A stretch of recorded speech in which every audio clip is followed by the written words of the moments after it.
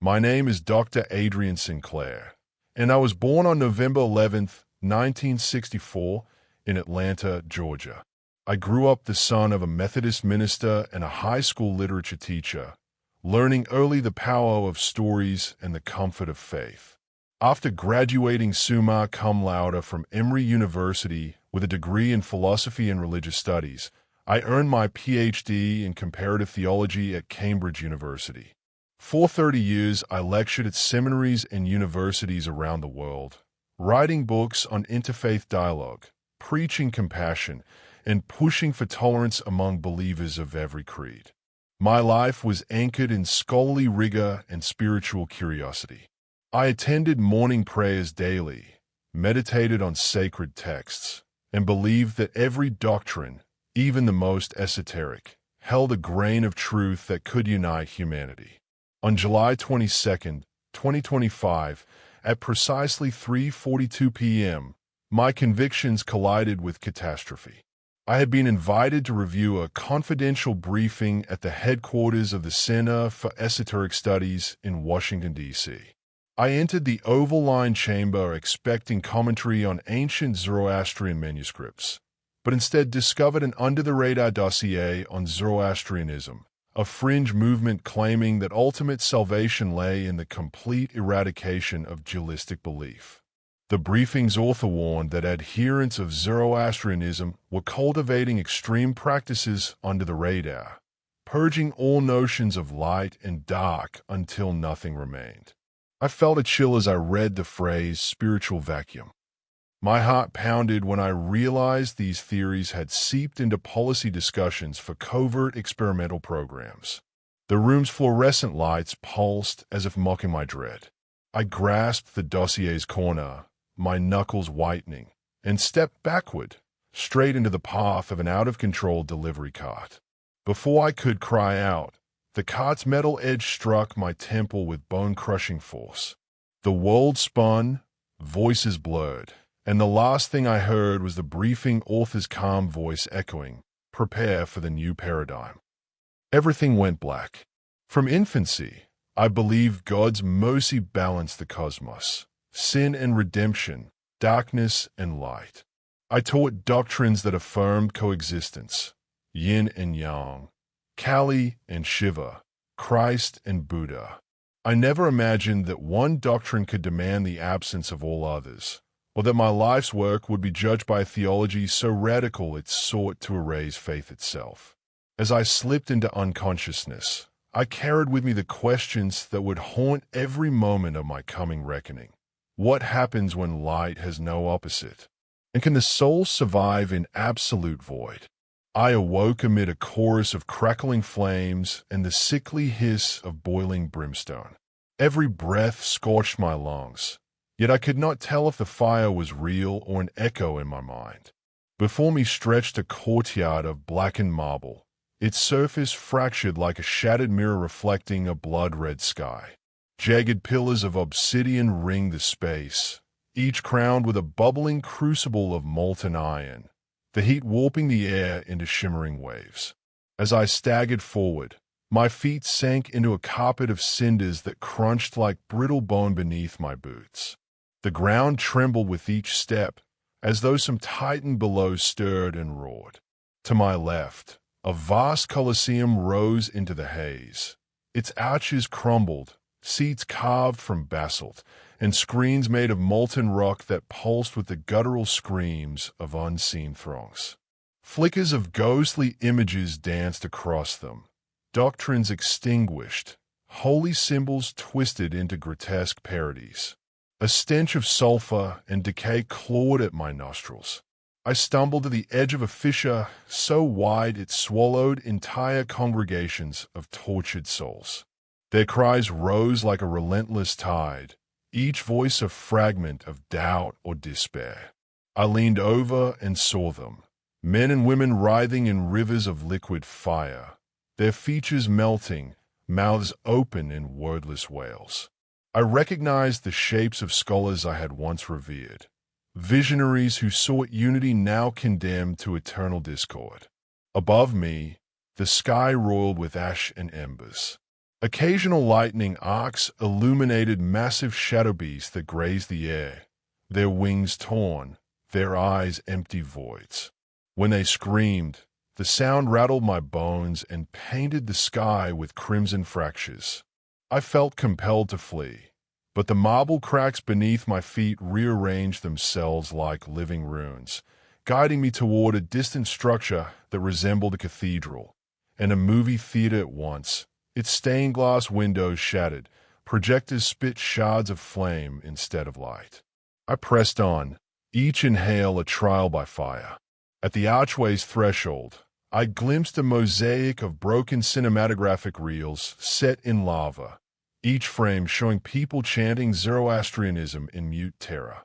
The ground ahead was strewn with charred pages of ancient texts, torn and blackened, their letters dissolving into smoke before they could be read. A wind-worthy withish buffeted my face, carrying with it whispers of every creed I had studied, lost prayers, rejected philosophies, abandoned creeds. They swirled around me in a sorrowful spiral, pulling me deeper into the cathedral theater's maw. Heart hammering, I realized this domain was fashioned from the nightmares of every soul who believed that salvation could exist without contrast, an abyss where faith itself had no foothold.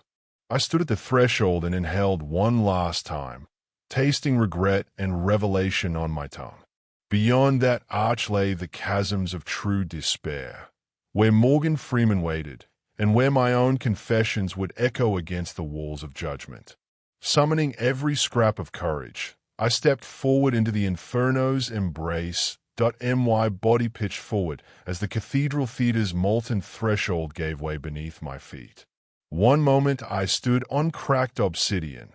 The next, I was tumbling through choking smoke and searing heat. Each rotation flayed my vision with hellish snapshots, fractured family photos scorched onto red-hot walls, the anguished face of Linda calling my name, and my own hands, smoking and blistered, reaching for purchase on nothing. I struck a ledge of jagged basalt and slid into a narrow tunnel. The air heat tasted of ash and old regrets.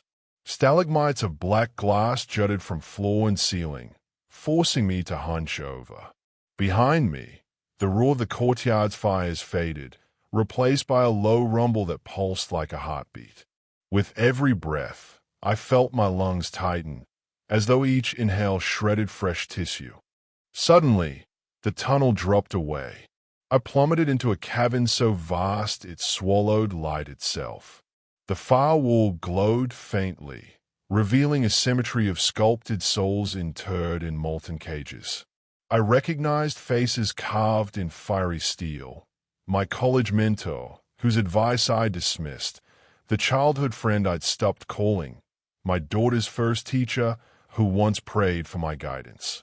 They were trapped in crucibles of burning oil, their eyes locked on me with pleading terror. I staggered toward them, voice cracking as I called each name. Their pained expressions twisted into murmurs I almost understood. Confessions of hurt. You stayed silent. You let promises die. You never listened. The ground shuddered, and iron hooks emerged from the walls, swinging to seize me. I yanked free as one hook clamped onto my coat sleeve, dragging me past the cages. Their whispers became a chorus of reproach. Where was mercy? Where was your courage? Where was God in your plans? My foot caught on a charred Bible, its pages opened to verses I had quoted in sermons. Its words glowed with embers. Justice shall roll down like waters, and righteousness like an ever-flowing stream. I stumbled past, guilt roaring louder than the winds. Ahead, the tunnel narrowed to a grating of molten bars. Beyond them, a pit of writhing limbs churned like living lava, souls bound by debts they'd never paid. I sensed Linda's sorrow beside me, though she did not speak. Her tears sizzled on the stones. Heart pounding, I pressed my palm against the bars. The heat should have burned me, yet I felt only their weight, an invitation to own my failures. As the cavern trembled, chains rattled in the depths, and I realized that descent was more than a physical fall. It was a stripping away of every excuse, every rationalization, until only my raw remorse remained. I closed my eyes and let the darkness wash over me, bracing for what lay beyond this abyss, knowing that without surrendering to truth, there could be no return. When the tunnel spat me out onto a vast obsidian platform, I nearly collapsed. Flickering braziers arranged in a circle cast dancing shadows on 12 pedestals, each hewn from black marble and dripping with molten iron. My head spun as I took in the tableau. Bound figures slumped on the pedestals, their chains clinking in a tortured rhythm. And at the center, on the largest dais, sat Morgan Freeman, his familiar calm visage twisted by flame-lit agony. He wore a scholar's robe, now scorched and torn, and thick iron shackles bit into his wrists and ankles. His silver hair glowed like embers, and his deep brown eyes met mine with both recognition and reproach. A hush fell over the infernal amphitheater as I stumbled forward, drawn by a mixture of dread and longing for answers. "Adrian Sinclair," Freeman rasped, voice measured yet strained. "You have much to confess." I swallowed, throat raw. Around us, the other victims writhed, religious leaders, academics, zealots, all tormented by extremist ideologies. One pedestal held a televangelist whose fiery sermons had ignited hate, another a militant scholar whose texts fueled persecution. Each bore the brand of their own fanaticism. I approached Freeman's pedestal, guilt coursing through me like volcanic heat. I recalled every lecture I'd given on tolerance, every article I'd written on balance, and laughed at my own hubris. I didn't know," I whispered, voice cracking. "I believed I was immune." Freeman's chains rattled. A droplet of molten iron fell, sizzling on the platform. "Zeroastrianism teaches that salvation requires the erasure of all duality," he said. "No light, no dark, only void. You studied it.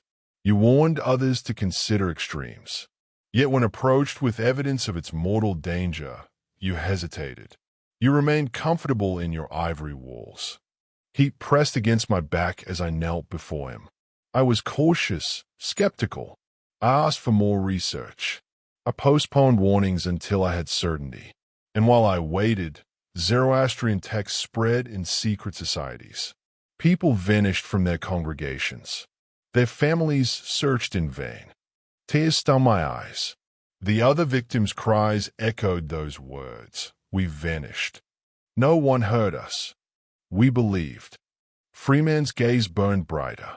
"Your omission is a confession. You knew that without contrast, belief collapses into apathy.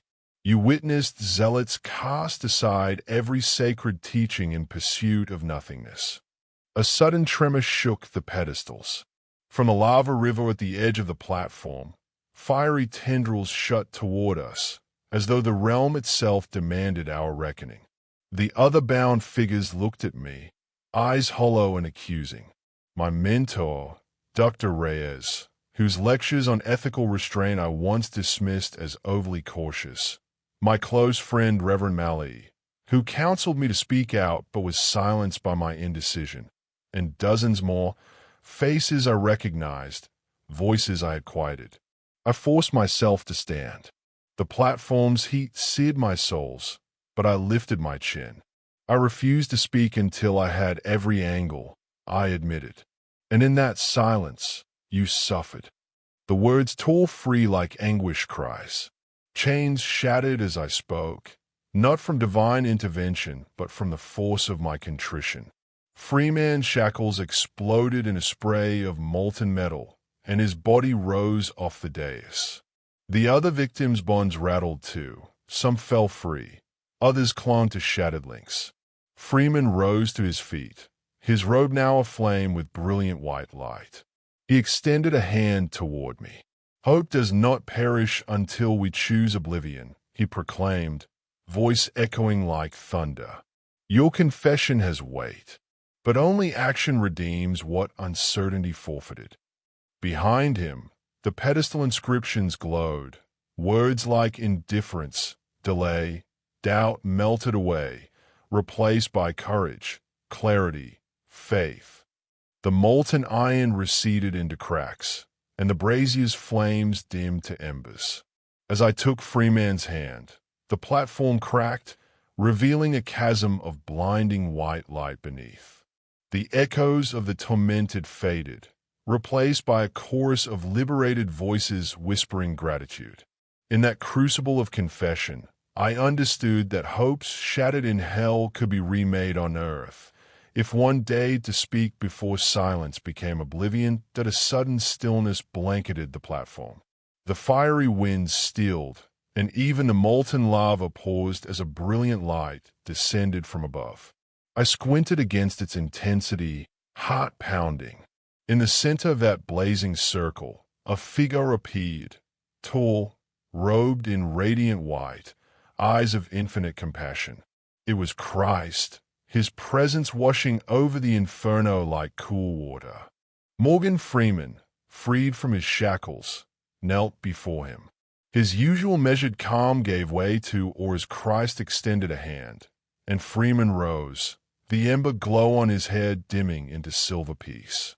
One by one, the other-bound figures looked up, their terrified faces softening as the light enveloped them. Christ spoke, his voice both thunderous and gentle. Behold, the power of true balance. Darkness is not the absence of light, nor light the absence of shadow. Both are threads in the tapestry of redemption. He turned his gaze to me, Adrian, placing a hand on my shoulder. In that touch, I felt every weight of guilt and indecision lift, replaced with purpose. Your confession ignited this moment, he said. Now bear witness to mercy in action. He raised his arms, and the brazier's flames extinguished, the obsidian pillars cooling to coal. The broken marble platform mended before our eyes, fissures sealing into smooth stone. Freeman rose, voice steady with newfound resolve. In the void where doctrine erases contrast, souls perish. But where mercy meets confession, hope endures. He turned to the assembled. Go forth and proclaim the balance between truth and compassion. The light pulsed once more. Chains and cages dissolved, and each figure stepped away, transformed, not by force, but by grace. I felt tears on my cheeks as Christ's radiance receded into the heavens, leaving the courtyard bathed in gentle dawn. Morgan Freeman placed a hand on my back and nodded. We have seen the abyss, he said softly. Now we carry the light. In that moment, I understood that divine illumination transcends any creed. It binds us through grace, calling us from hell's edge back into the world. Armed with a mercy born in fire and a faith that welcomes both light and shadow, I came to an sterile hospital room, the scent of antiseptic so alien after the sulfuric inferno. A heart monitor's steady beep and the hiss of oxygen tubes filled my ears. My body ached, bruises bloomed along my temple, and bandages wrapped my head. I blinked against the fluorescent glare, disoriented. Had it all been a fevered hallucination? Then I remembered the burning courtyard, Morgan Freeman's shackles, Christ's radiant touch. My chest tightened with awe and shame. Had I truly witnessed hell's mechanics? Ideological zeal turned into torment. As a theologian, I'd argue that extremes collapse into fanaticism. Yet I'd never expected to confront that collapse in flesh and blood. A nurse adjusted my foredrip. I tried to speak, but my voice cracked. The doctor entered with gentle footsteps. He reviewed my scans, spoke of a concussion and skull fracture. He mentioned lucky to be alive and prognosis good. His words registered, but I was lost in the echo of Freeman's verdict. Your hesitation fed the flames. Tears stung as I closed my eyes. My faith in academic debate, peer review, cautious scholarship felt hollow. If my postponement allowed Zoroastrian texts to spread, Was I part of the sin? Doubt gnawed at me. Had I valued reputation over righteousness? Scholarship over souls? Yet beneath the turmoil stirred a new conviction. Christ's words, "Mercy meets confession," reverberated like a lifeline. I realized that true scholarship demands moral urgency, that faith must move beyond contemplation into courageous action. I rose from the bed, dizziness swirling like smoke. Clutching my notes on Zoroastrianism, I wept for the souls I had failed to warn. But in that vulnerability, a seed of resolve took root. The mission before me was clear: to transform fear into bold testimony, to bridge doctrine and compassion, to wield my voice as a beacon rather than a barrier. As monitors beeped on, I prayed silently, "Grant me the courage to speak before ideologies become prison." In that hospital room, between the specter of hell and the promise of grace, I found the crucible of my purpose, where inner struggle becomes the birthplace of unwavering faith. Once my strength returned, I set to work dismantling the silence that had empowered Zoroastrianism spread. I convened a coalition of theologians, ethicists, and media figures, including contacts from Morgan Freeman's Outreach Foundation, to create an interfaith task force, the Balance Initiative. We drafted a charter denouncing any ideology that sought to obliterate duality, emphasizing that faith flourishes within the tension of light and shadow. I organized a live-stream symposium, Beyond the Void, featuring Freeman's recorded testimony alongside pain lists from 5 continents. We released white papers analyzing Zoroastrian texts and outlining ethical safeguards, distributing them to seminary libraries and policymaking bodies. On social media, we launched #BalanceNotVoid, pairing short videos of my near-death account with clips of Freeman's admonitions.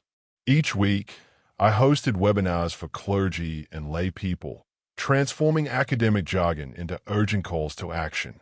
We trained volunteers to identify early signs of extremist thought in online forums and community groups. I penned op-eds for the Washington Post and faith-focused journals, using my personal ordeal to humanize abstract debates. Driven by Christ's mercy and Freeman's courage, my mission crystallized: to ensure no soul drifts into absolute void, to dignify faith through balanced truth, and to guard every conscience from the hell wrought by extremes. When the hospital discharged me, I returned home to a quiet dawn over Atlanta's skyline, its soft pink light a stark contrast to hell's red haze. Morgan Freeman's recorded message arrived in my inbox that morning. "Adrian, you carry the balance now. Let mercy guide your voice." I played it back as I packed my notes and prayed at my parents' graves, seeking strength from every lesson they taught me. Within days, our Balance Initiative white paper was cited in theological journals and referenced in congressional briefings on extremist ideologies. Seminaries incorporated our curriculum on duality's role in faith, and major media outlets featured my testimony alongside Freeman's footage. Emails poured in. Clergy who once sidelined the topic now organized local forums. Families who encountered Zoroastrian cells thanked us for exposing its hollow promise. I traveled to Washington, D.C., to testify before a Senate subcommittee on religious freedom. Under the marble dome, I recounted my journey, from the catastrophic blow to my temple, through the obsidian amphitheater to Christ's light breaking every chain. I challenged lawmakers, protect belief's sacred tension. Guard against movements that demand erasure of contrasts. For without both light and shadow, faith itself withers.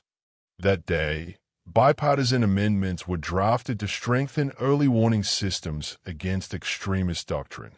Universities pledged funding for interdisciplinary studies on spiritual balance. More importantly, a renewed movement was born, one that values mercy as much as truth, compassion alongside conviction. Now, each morning I walk through the campus where I once taught, the oak trees whispering prayers in the breeze. I carry Morgan Freeman's token, a simple silver chain, broken in two, alongside my well-worn Bible, its pages marked with both scripture and margins filled with reflective notes. My life's work has transformed. No longer confined to lecture halls, it has become a living testimony, a bridge between academia and the pulpit, scholarship and soul.